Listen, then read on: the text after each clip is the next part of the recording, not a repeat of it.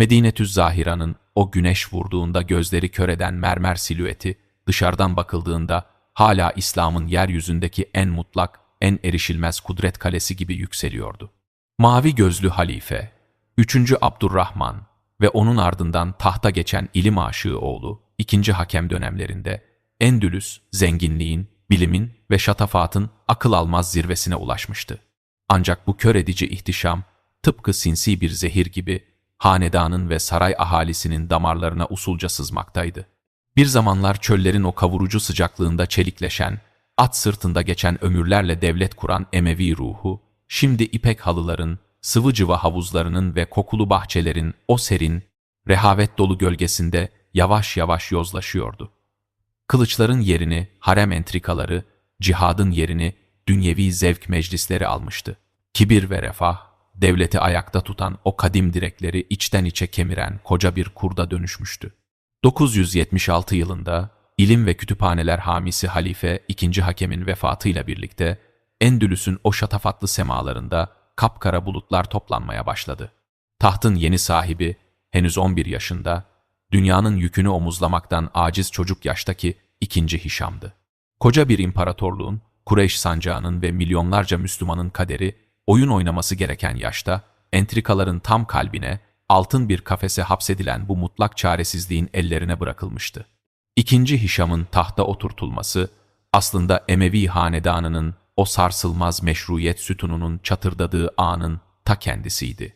Kurtuba'da gerçek kudret ve otorite buharlaşıp giderken, saray koridorlarında, harem dairelerinde ve Medinetüz Zahira'nın o gizli odalarında fısıltılar, komplolar ve iktidar hırsıyla yanıp tutuşan tekinsiz gölgeler cirit atmaya başlamıştı. Devletin kalbindeki bu korkunç güç boşluğu, sadece soya veya kabile asabiyetine dayanan eski beyefendileri değil, gölgelerde pusuya yatmış, sadece kendi kıvrak zekasına ve bitmek bilmeyen hırsına güvenen yeni bir insan tipini de tarih sahnesine davet ediyordu. İşte o gölgelerin arasından süzülüp gelen, ne soylu bir kan taşıyan, ne de arkasında güçlü bir kabile desteği olan sıradan bir saray katibiydi. Muhammed bin Ebi Amir. O, rehavete kapılmış Emevi soylularının aksine, çölün o kadim acımasızlığını ve hayatta kalma sanatını zihninde taze tutan, hırsı dünyalara sığmayan tekinsiz bir dehaydı.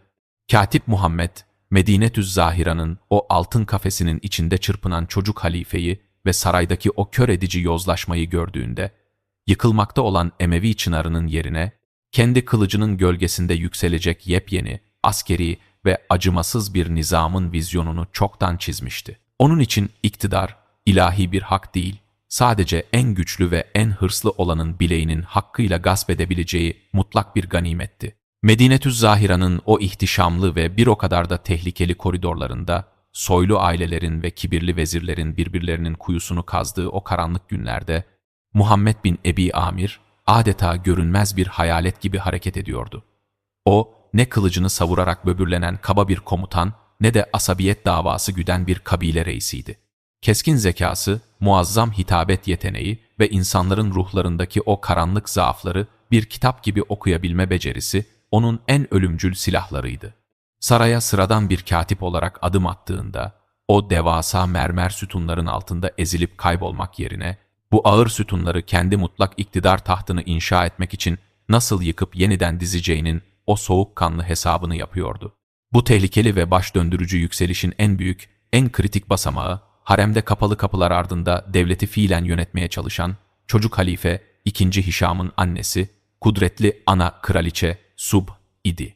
Saraydaki o acımasız kurtlar sofrasında oğlunun tahtını ve kendi hayatını korumak için çırpınan bu yalnız kadın, etrafındaki iki yüzlü soylulara karşı güvenebileceği sadık ve zeki bir müttefike umutsuz bir şekilde açtı. Katip Muhammed, kraliçenin bu çaresizliğini kusursuz bir sıçrama tahtasına çevirdi. Subh'un şahsi mülklerinin idarecisi olarak başlayan bu yakınlaşma, zamanla sarayın en karanlık, en güçlü ve en tekinsiz siyasi ittifakına dönüştü. Hırslı katip, ana kraliçenin o devasa nüfuzunu ve hazinesini kalkan yaparak, saraydaki tüm eski ve güçlü rakiplerini devasa bir satranç tahtasındaki piyonlar gibi tek tek oyundan düşürmeye başladı. Onun yöntemi doğrudan kılıç çekip kan dökmek değil, gölgelerden fısıldayarak kan döktürmekti. O muazzam siyasi dehasıyla eski vezirleri, kudretli komutanları ve köklü Arap ailelerini ustalıkla birbirine düşürüyor. Onlar kendi aralarındaki o zehirli kavgalarda birbirlerini tüketirken o sabırla, sahte bir tevazuyla ve zehirli bir kurnazlıkla yükseliyordu. Sarayın o yaşlı ve kibirli başveziri El-Mushafi'yi bizzat kendi ihtirasıyla boğmuş, dönemin en yenilmez başkumandanı Galibi ise sahte dostluklar ve kurnazca manevralarla ekarte etmişti. Muhammed bin Ebi Amir, ellerini kire ve kana bulamadan, sadece fısıltılarla, sahte vaatlerle ve insanların kibrini birer hançer gibi kullanarak iktidarın o kanlı merdivenlerini koşar adım tırmandı. Geriye dönüp bakıldığında o eski, itaatkar ve sıradan katip çoktan buharlaşıp gitmiş, yerine koca bir Endülüs imparatorluğunun kaderini dudaklarının arasından dökülecek tek bir emre bağlayan, gölgelerden doğmuş o korkunç ve mutlak kudret gelmişti. Gölgelerdeki o sinsi ve sabırlı yürüyüşünü tamamlayıp, sarayın tüm güçlü rakiplerini kendi kazdıkları kuyulara iten Muhammed bin Ebi Amir, nihayet o acımasız demir yumruğunu kadife bir eldivenin içine gizleyerek Hacip yani başvezir unvanını aldı. Artık o, kağıt üzerinde halifenin bir hizmetkarı gibi görünse de, hakikatte Endülüs'ün fiili ve mutlak hakimiydi.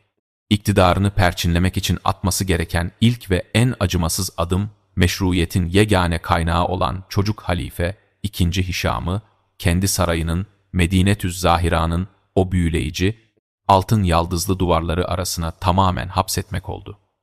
Halife, dışarıdan bakıldığında hala yeryüzündeki tüm müminlerin mukaddes emiriydi. Ancak kapalı kapılar ardında Mansur'un inşa ettiği o devasa, lüks ve şatafatlı kafesin içinde çırpınan aciz bir mahkumdan farksızdı.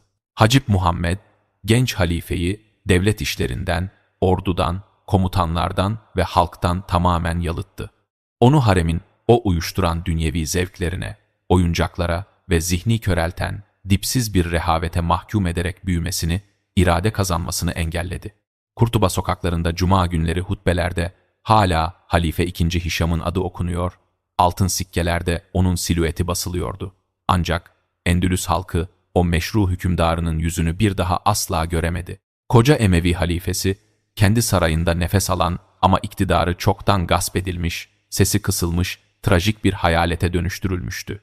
Ancak Hacip Muhammed'in o sınır tanımaz hırsı, gasp ettiği bu mutlak gücün sadece saray koridorlarındaki fısıltılardan ibaret kalmasına asla razı değildi.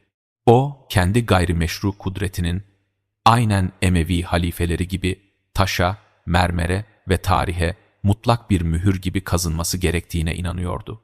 Bu, kibir ve güç gösterisinin en somut, en cüretkar adımı olarak, halifenin o efsanevi sarayı Medinetüz Zahira'nın tam karşısına kendi devasa saray şehrini Medinetüz Zahira'yı inşa ettirdi. Bütün devlet dairelerini, hazineyi, ordu karargahını ve elçi kabul salonlarını bu yeni ve şatafatlı merkeze taşıdı. Bu durum, dünya tarihinde eşine az rastlanır, korkunç ve psikolojik bir meydan okumaydı. Endülüs semalarında artık iki güneş vardı. Biri Medinetüz Zahira'da usulca batan, meşru ama aciz Emevi güneşi. Diğeri ise Medinetüz Zahira'dan yükselen, meşruiyeti olmayan ama kılıcı her şeyi kesen Mansur'un güneşi. Devletin asil gövdesi Emevilere aitti belki ama Endülüs'ün ruhu, aklı ve yenilmez kılıcı artık tamamen bu hırslı diktatörün demir yumruğunun içine hapsolmuştu. Gasp ettiği o mutlak ve gayrimeşru iktidarı, sarayın kalın duvarları ardında sonsuza dek bir sır olarak kalamazdı. Hacip Muhammed, halkın, ulemanın ve asilzadelerin kalbinde yatan o köklü Emevi sadakatini bir çırpıda silip atamayacağını, halifeliği resmen kendi üzerine alamayacağını çok iyi biliyordu. Bu yüzden gölgelerde kurduğu diktatörlüğünü meşrulaştırmak ve o devasa güç hırsının üzerini kutsal bir örtüyle örtmek için tek bir çaresi kalmıştı. Kılıcına sarılmak ve Endülüs halkına o güne dek görülmemiş, eşsiz ve bitmek bilmeyen bir cihat destanı sunmak. O, saray entrikalarıyla gasp ettiği o ağır tahtın kefaretini, savaş meydanlarında döktüğü kanlarla ve kuzeydeki Hristiyan krallıklarına yaşattığı o tarifsiz cehennemle ödemeye karar verdi.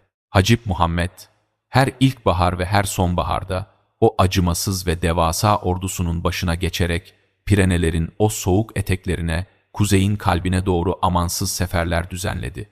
Ömrü boyunca 50'den fazla büyük askeri sefere çıktı ve yeryüzünün o en kanlı savaş meydanlarının hiçbirinde ama hiçbirinde yenilgi yüzü görmedi.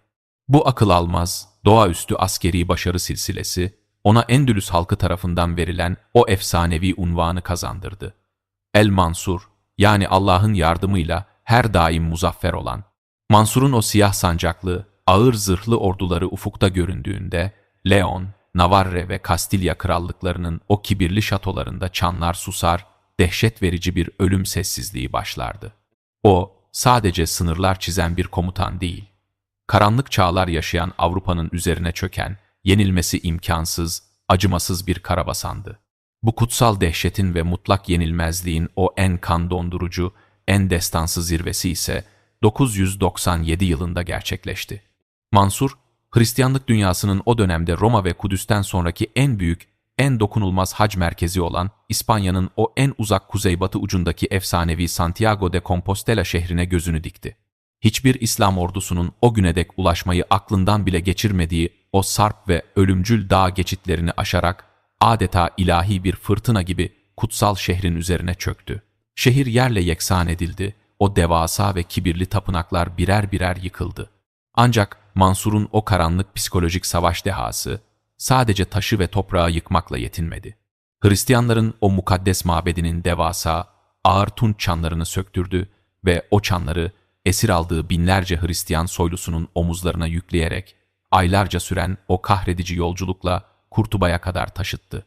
O devasa çanlar ters çevrildi, içlerine yağ dolduruldu ve Kurtuba Ulu Camii'nin o sonsuz kemerlerinin altına kandil olarak asıldı. Bu sadece bir askeri zafer değil. Mansur'un o yenilmez kılıcının bütün Avrupa'nın onurunu, inancını ve umudunu nasıl yerle yeksan ettiğinin o en ağır, en aşağılayıcı ve en muazzam kanıtıydı. Hristiyan krallar artık kılıç kuşanıp savaşmayı çoktan bırakmış, o yenilmez diktatörün devasa gölgesi altından kurtulabilmek için kiliselerinin karanlık köşelerinde sadece Tanrı'ya yalvarır hale gelmişlerdi. Mansur'un dışarıda kazandığı o sayısız zaferler, Hristiyan krallıkların kalbine saldığı o tarifsiz dehşet, aslında Medinetüz Zahira sarayının ardında saklanan o korkunç çürümenin üzerini örten kanlı ve şatafatlı bir perdeydi. Yenilmez kumandan, kendi inşa ettiği bu mutlak diktatörlüğü ve gayrimeşru tahtını koruyabilmek için Endülüs'ü Endülüs yapan o kadim devlet kolonlarını teker teker kendi elleriyle kesiyordu. Mansur'un en büyük, en derin paranoyası, kendi gasp ettiği iktidara karşı Emevi hanedanına içten içe sadakat besleyen yerli Arap ve azatlı askerlerin bir gün ayaklanmasıydı. Bu korku, o muzaffer kumandanı tarihin en zehirli, en yıkıcı kararlarından birini almaya itti. Devletin ve halifenin kılıcı olan o asil, vatansever Endülüs ordusunu kademe kademe tasfiye etti. Onların yerine Kuzey Afrika'nın o Sarp dağlarından, çöllerinden akın akın getirdiği, ne Emevi sancağına sadakati olan ne de Endülüs'ün o zarif medeniyetine saygı duyan, kaba, paralı ve sadece parayı verene, yani Mansur'a tapan 10 binlerce berberi, savaşçıyı yarımadaya doldurdu. Ordu artık devletin ve halifenin ordusu olmaktan çıkmış, Mansur'un şahsi paralı milis gücüne, acımasız bir ölüm makinesine dönüşmüştü. Bu korkunç stratejik hamle, o muazzam Endülüs medeniyetinin tam kalbine yerleştirilmiş devasa bir saatli bombaydı. Mansur hayatta olduğu o çelik iradesiyle bu vahşi paralı askerleri demir yumruğunun içinde tuttuğu sürece Endülüs güvende görünüyordu. Peki ya o demir yumruk gevşediğinde, ya o muzaffer diktatör son nefesini verdiğinde, sadakati parayla satın alınmış bu vahşi ordu o koca medeniyete ne yapacaktı? 1002 yılının yaz sonunda o yenilmez kumandan Mansur, Medinetü Salim yakınlarında yine bir sefer dönüşünde ölüm döşeğine düştüğünde, arkasında dünyanın en zengin, askeri açıdan en yenilmez ama ruhu, meşruiyeti ve devlet aklı tamamen paramparça edilmiş bir enkaz bırakıyordu. Mansur son nefesini verip de o demir yumruk açıldığında Endülüs'ün o şatafatlı bedeni bir süre daha ayakta kaldı belki, ama o asırlık çınarın kalbi çoktan durmuş, köklerine paraya tapan bir zehir zerk edilmişti. Emevilerin güneşi artık batmıyor. Bizzat kendi kibrinin, hırsının ve o yenilmez sandığı kılıcının karanlığında boğularak çöküşün o korkunç, o kanlı uçurumuna doğru sürükleniyordu.